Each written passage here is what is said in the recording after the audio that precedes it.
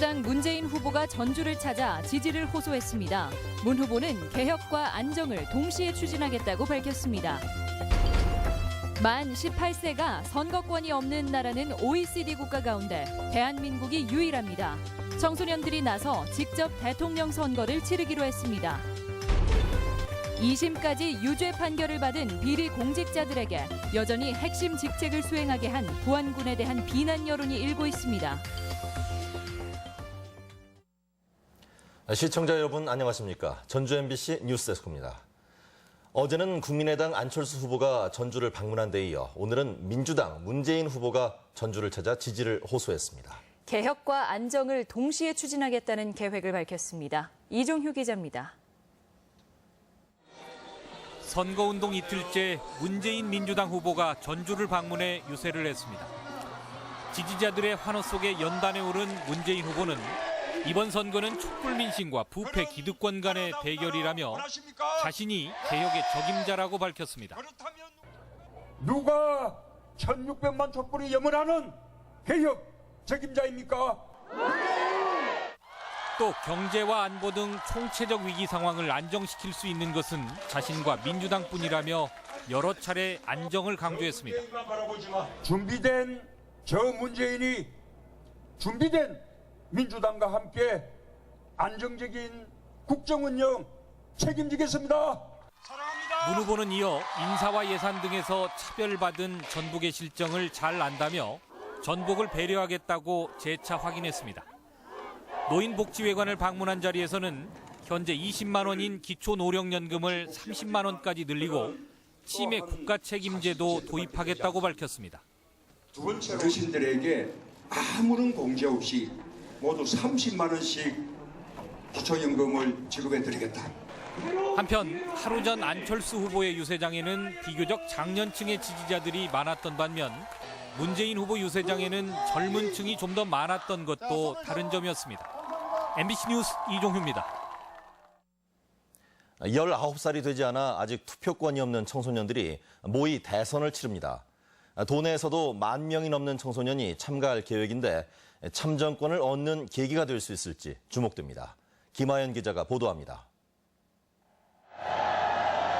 민주주의는 지금이 아니면 못 지켜내는 일이고 역사에 미임승차하지 않기 위해서 나왔습니다. 저희가 이렇게 나와서 청소년들도 이만큼 지금 사회 문제점이 청소년들도 이렇게 자각하고 있다는 거 알려주는 게 중요하다고 생각을 해요. 국정농단 사태에 대한 분노와 대통령 탄핵을 이끌어낸 행동에 함께했던 청소년들. 하지만 새롭게 나라의 앞날을 정할 조기 대선에서 투표권은 만 19세 이상에게만 주어집니다. 우리나라는 OECD 34개국 가운데 만 18세가 선거에 참여하지 못하는 유일한 나라이기도 합니다. 촛불 전국에서 만 18살에게도 참정권을 줘야 한다는 목소리가 커졌지만 여권의 반대 등으로 실제 공직선거법 개정으로 이어지지는 못했습니다. 투표권을 갖지 못한 청소년들이 직접 대통령 선거를 치르기로 했습니다. 청소년도 사회의 구성원이니까 동등하게 미래를 결정할 결정권이 있다고 생각을 하기 때문에 말 그대로 모의 대선이지만 실제 일정에 맞춰 다음 달 4, 5일에 사전 온라인 투표를 9일에는 객사의 투표소를 마련해 본투표를 실시할 계획입니다. 전국적인 행사지만 도내에서도 15,000명이 넘는 청소년들이 참여할 것으로 보이며 이번 선거에서 뽑힌 대통령에게는 당선증도 전달합니다. 청소년들도 많이 학습을 하고 정책을 비교를 하고 많이 참여를 했습니다. 이 과정을 통해서 어떤 대통령을 원하는지 그리고 본인들이 투표권에 대해서 어떤 의사표명을 하고 있는지 기성 정치 논리로 번번이 좌절돼 왔던 청소년들의 참정권 운동이 모의 투표를 계기로 힘을 얻을 수 있을지 주목됩니다. MBC 뉴스 김하연입니다. 공식 선거운동 이틀째를 맞아 활발한 유세 활동이 펼쳐졌습니다. 각 당 선대위와 운동원들은 오늘 아침 일찍부터 주요 대로변에서 후보들의 사진이 담긴 피켓을 흔들거나 로고송을 틀며 출근길 시민들의 지지를 호소했습니다.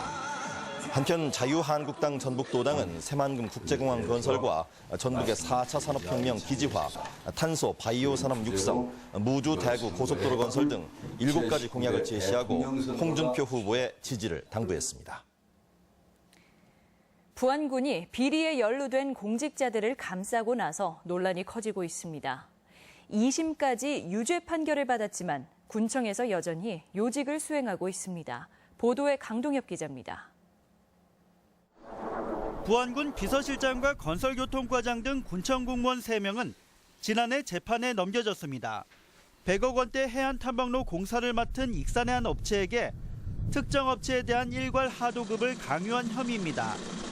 죄질이 좋지 않은 데다 군수 최측근인 비서실장이 연루된 비리로 지역사회의 파장은 컸습니다. 1, 2심 법원 모두 이들이 직분을 망각하고 공사업체에 부당한 압력을 행사한 사실이 인정된다며 징역형을 선고했습니다. 하지만 이들은 계속된 논란에도 여전히 군청 내 주요 업무를 수행하고 있어 빈축을 사고 있습니다. 대기 발령이나 직위 해제 없이 비서실장은 여전히 군수를 보조하고 있고 나머지도 중요한 직책을 수행하고 있습니다.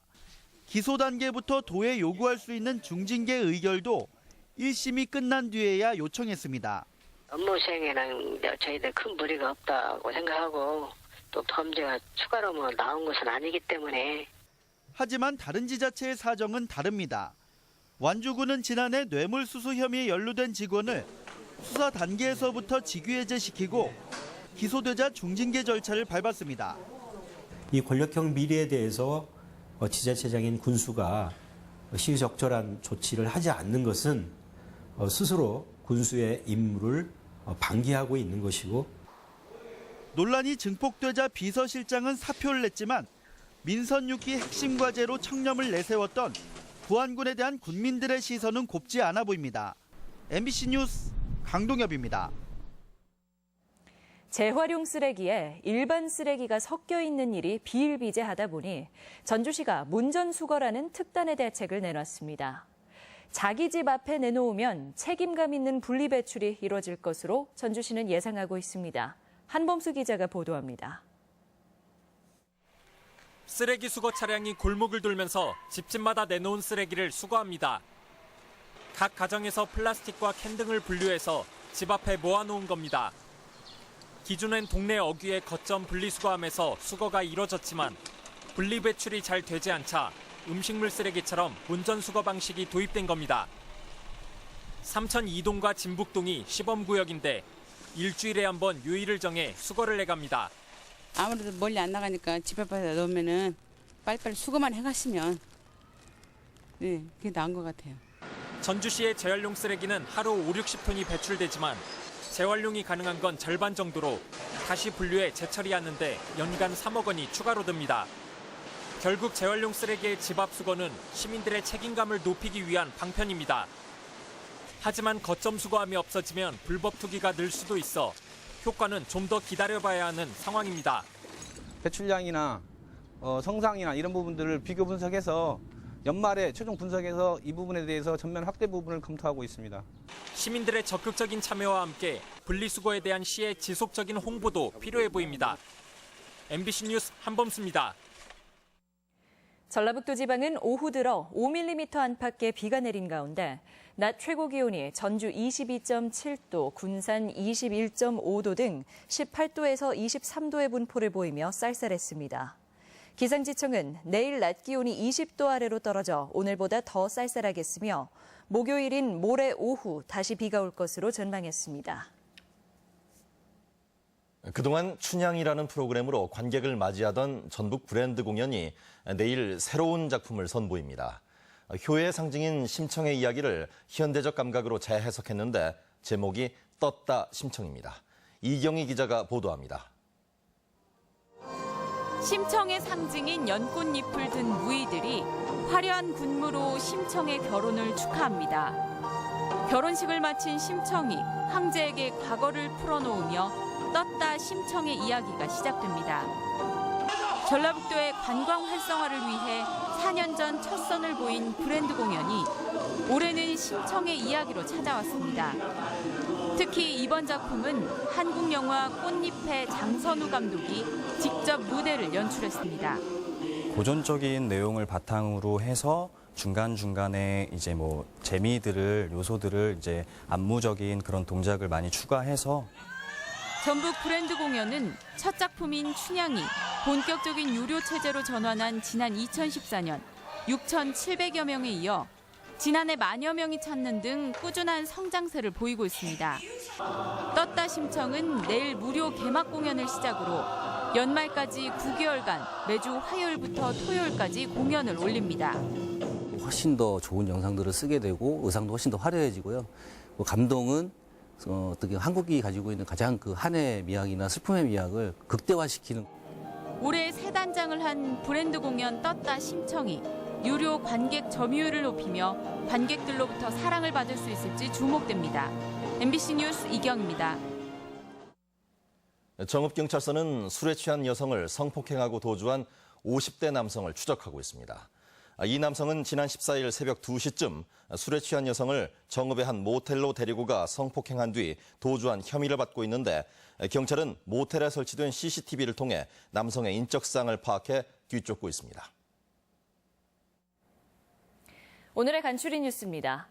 AI가 철새들의 북상으로 소강 상태를 보이고 또 상당수 방역대가 잠복기를 넘김에 따라 내일부터 위기 경보가 심각에서 경계 단계로 내려갑니다. 하지만 여전히 익산 등지에 방역대가 남아있어 다음 달 10일 이동 제한 해제 시까지 축산 농가의 모임은 금지됩니다. 전라북도는 혁신도시의 악취 발생 여부를 정확히 측정하기 위해 이달 안에 악취 유발원인 김제 용지 주변에 자동 악취 포집기 2대를 설치하기로 했습니다. 포집기는 주민 모니터단이 악취가 난다는 신고를 하면 자동으로 공기를 채집해 정확한 악취 발생 여부를 진단할 수 있습니다. 혁신도시로 이전한 국토정보공사가 상반기 신입사원 채용에 나섭니다. 한국국토정보공사는 오는 25일까지 홈페이지로 원서를 접수하며 선발 인원은 지적 측량 53명, IT 4명 등 57명입니다. 부처님 오신 날을 앞두고 전통 사찰에 대한 소방 안전 대책이 추진됩니다. 전북 소방본부는 석가탄신일인 다음 달 3일 불교 신자들과 나들이객들의 사찰 방문이 늘어날 것으로 보고 사찰과 문화재 196개소의 안전 실태를 점검하기로 했습니다. 간추린 뉴스였습니다. 오늘 오전 전주시 건지산 오송제 준설 과정에서 물고기 100여 마리가 폐사한 채 발견돼 폐사 원인에 대한 조사가 진행되고 있습니다. 전주시는 공사 전 저수지의 붕어 8톤가량을 동물원 호수로 옮겼지만 남은 물고기들이 수위가 내려가면서 집단 폐사한 것으로 보고 있습니다. 익산에서 원인 미상의 굉음이 들렸다는 신고가 잇따랐습니다. 전라북도 소방본부 등에 따르면 어제 저녁 8시 반쯤 익산시 부송동과 영등동 등 시내 곳곳에서 굉음이 들렸다는 9건의 신고가 접수됐습니다. 경찰은 신고 당시 시내에서 폭발 사고나 지진 등이 발생하지는 않았다며 전투기가 음속을 돌파할 때 나는 소닉붐을 굉음의 원인으로 추정하고 있습니다. 국민연금 기금운용본부의 이전에 따른 자금 이동으로 도내 예금은행의 수신이 크게 증가했습니다. 한국은행 전북본부에 따르면 지난 2월 도내 예금은행 수신 총액은 23조 원으로 한 달 사이에 1조 7천억 원이 늘어 무려 8%에 가까운 증가세를 보였습니다. 이 같은 예금 증가는 지방 재정교부금 유입과 더불어 국민연금 기금운용본부 이전에 따른 운용자금 유입 때문으로 풀이됩니다. 한중 간 사드 갈등이 전주국제영화제까지 번지고 있습니다. 지금까지 전북권 뉴스였습니다.